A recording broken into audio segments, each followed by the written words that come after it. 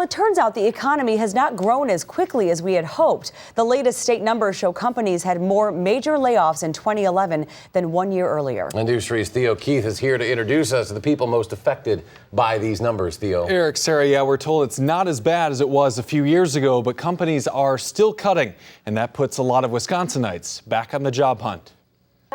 It's easy to see signs of the holidays around the Sullivan home, but what Barb Sullivan is really looking for is a job. She's been out of work for more than a year. It's very scary.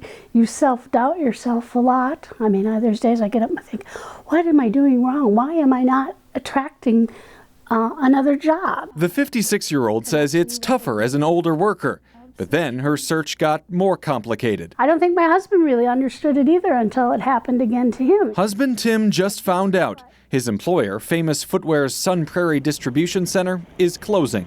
Tim's one of 144 workers losing a job, putting a bigger strain on the family budget. It's tight. It's, I mean, we're surviving. And that's my goal, is to keep us above water. State data indicate there were more new plant closings and mass layoffs in 2011 than in 2010, about the same number of people affected.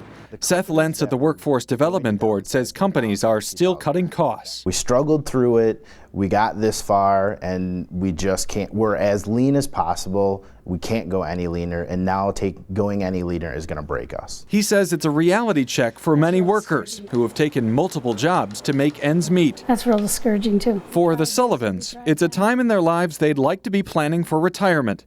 Instead, it's back to work, if they can find it. You think you're going this path, you've raised your family, your kids.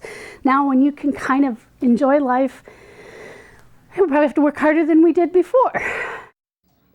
The Workforce Development Board says it's holding sessions across our area for dislocated workers, pointing them in the right direction to get retrained, add skills, enhance their resumes. Laid off workers, though, say they don't have a lot of answers when those tips don't pay off. Yeah, Theo, thanks. Still a lot of folks out there going through some tough times.